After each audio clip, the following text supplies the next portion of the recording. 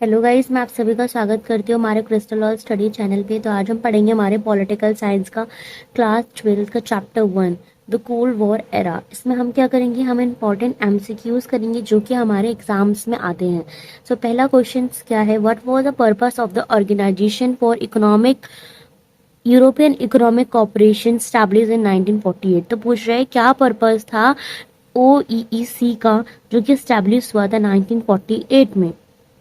तो ऑप्शन दिया हुआ है हमें military cooperation, B option economic aid to western European states, third option हमें दिया है कल्चरल एक्सचेंज प्रोग्राम्स, फोर्थ दिया है इन्वायरमेंटल प्रोटेक्शन इनिशिएटिव। तो ऐसा क्या पर्पस था उनका, ये पर्पस था कि वो economic aid to western European state के, हम जो इकोनॉमिक उनका जो इकोनॉमी है वो कैसी कर देंगे, वेस्टर्न यूरोपियन स्टेट्स की तरह कर दी जाएगी। Question number 2, what event led to the fast track establishment of the European Union in 1942। तो ऐसा क्या था, ऐसा क्या फास्ट ट्रैक आया जो कि स्टैब्लिश हुआ था, जिसने यूरोपियन यूनियन को एस्टैब्लिश किया था 1992 में। तो पहला ऑप्शन है the collapse of Soviet Union. क्या सोवियत यूनियन के कोलैप्स होने पे यूरोपियन यूनियन को इस्टेब्लिशमेंट मिली थी, या फिर the signing of the treaty of Rome. Third point हमें दिया हुआ है कि the formation of the European economic community, या फिर डी ऑप्शन है the outbreak of the world war second, कि आउटब्रेक हो गया वर्ल्ड वॉर सेकेंड का तो यूरोपियन यूनियन 1942 में उनको स्टैब्लिशमेंट मिली। तो इसका आंसर आएगा option number A, the collapse of the Soviet union. Soviet Union के कोलैप्स होने में बहुत फायदा हुआ था, जिसकी वजह से स्टैब्लिशमेंट किसका हुआ, यूरोपियन यूनियन इन 1992 में। ठीक है,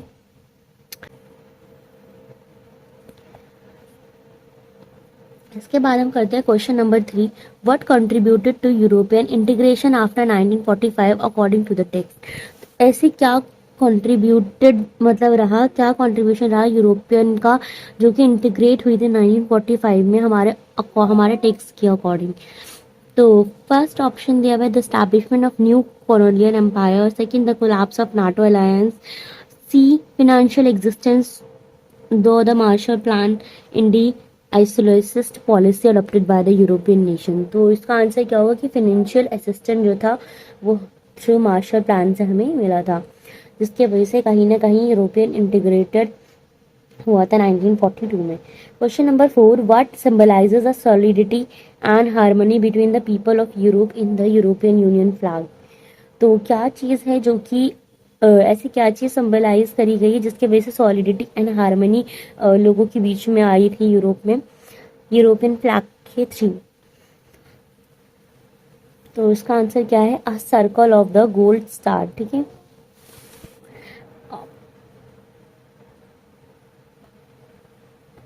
question number 5, what expect of the European union development is highlighted in the text.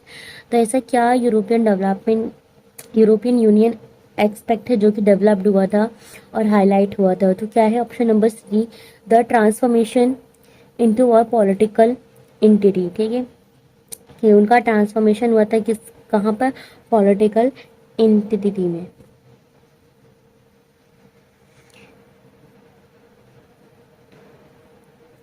Question number 6, what was one of the challenges faced during the expansion of the European Union. तो ऐसा क्या challenge था जो कि face करा गया था expansion of the European Union के टाइम पे। तो वो क्या था, reluctance from member country to the requisitions power. ठीक है, option number 7, reluctance from member countries to relinquish power। ठीक है, question number 7, which country had reservation about including one new country within the EU। ऐसी कौन सी country थी जिसके पास reservation थी जो कि इंक्लूड कर सकती थी एक न्यू कंट्री को within the EU, European Union. तो member country specially from the east while Soviet bloc से थी। ठीक है, कहाँ से थी, सोवियत ब्लॉक से। तो option number D is the correct answer. Question number 8, what is the GDP of the European Union as of 2016। तो 2016 में यूरोपियन यूनियन की जीडीपी कितनी थी।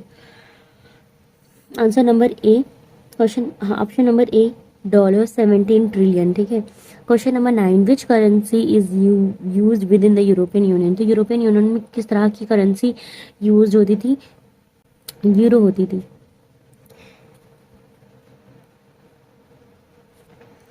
Question number 10, how does the economic power of the European union influence it's relations with the United state and China. तो economic power जो था European union का, वो किस तरह से इन्फ्लुएंस कर रहा था अपने रिलेशंस यूनाइटेड स्टेट और चाइना में?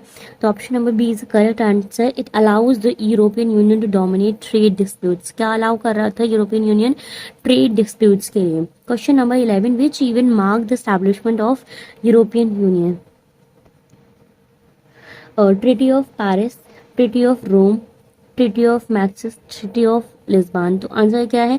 Treaty of maastricht।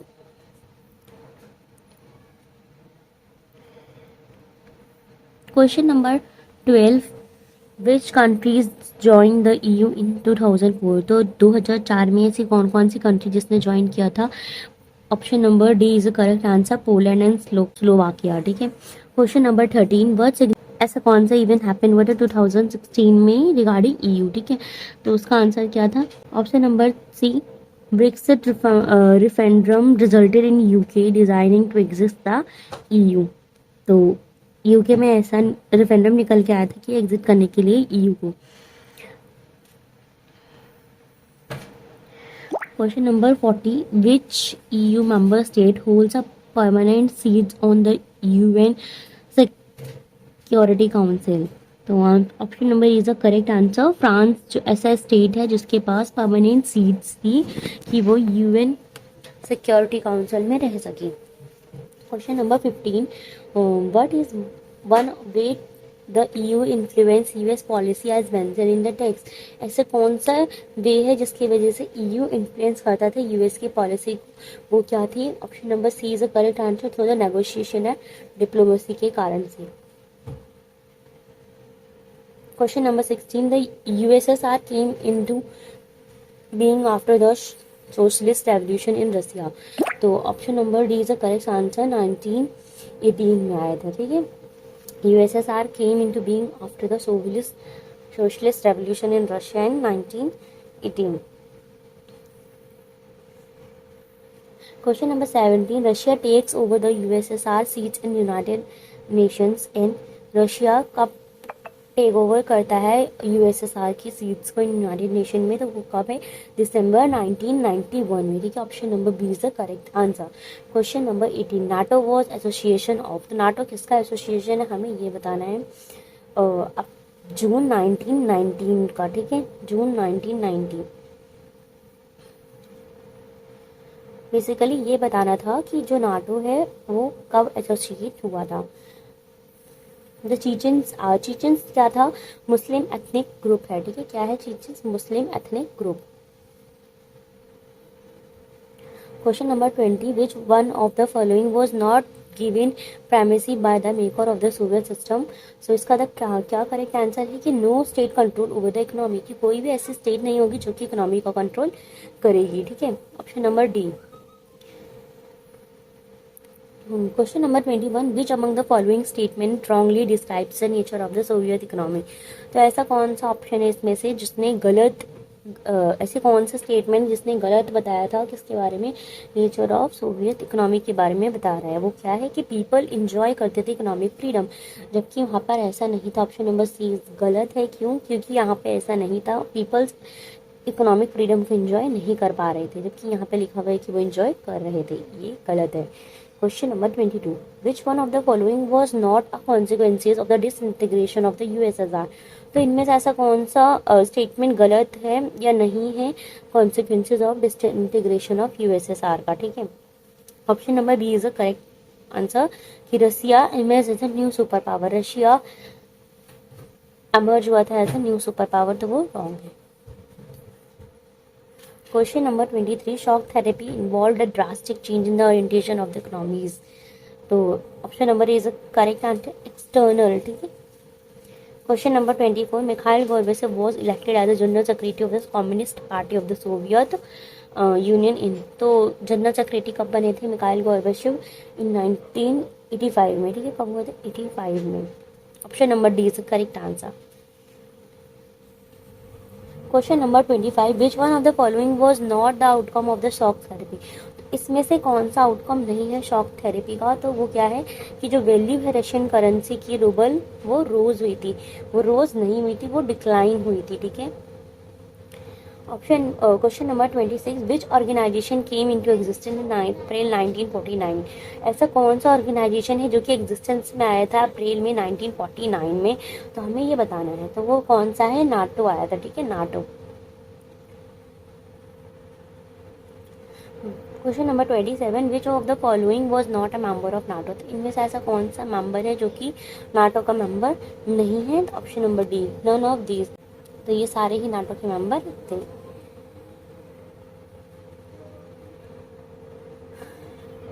Question number 28, what is the full form of the SEATO. तो सीएटो की फुल फॉर्म क्या है, South East Asian treaty organization, South East Asian treaty organization, ये option number B is the correct answer, ठीक है। अगर task लिख दिया तो गलत है, टेली गलत, टीम गलत, हमें लिखना है ट्रीटी, ठीक है, treaty is the correct answer, कि ट्रीटी ऑर्गेनाइजेशन है वो। Question number 29, why was NATO created. तो नाटो को क्रिएट ही क्यों किया गया था, ये पूछा गया है। नाटो को क्रिएट इसलिए किया था कि वो यूनाइट कर सकते वेस्टर्न पावर को against invasion by the USSR, ठीक है। Question number 30, the rivalries between the USA and USSR during the post Second World War period is known as Cold War। क्या कहा गया था, कोल्ड वॉर कहा गया था जो इनके बीच में वॉर हुआ था। Question number 31, which of the following was not the member of SEATO. इनमें से कौन सा है जो कि मेंबर नहीं है सीएटो का, तो option number A is the correct answer, USSR. Question number 32, which one of the following is an agreement signed between the two superpowers starting in 1960। तो 1960s में जो दो सुपर पावर थी उनके बीच में जो साइन हुआ था, एग्रीमेंट हुआ था, उसे क्या कहा गया था, उसे कहा गया था ऑप्शन नंबर बी, लिमिटेड टेक्स बैंड ट्रीटी, LTBT, ठीक है। क्या कहा गया था, LTBT, कब, 1960s में।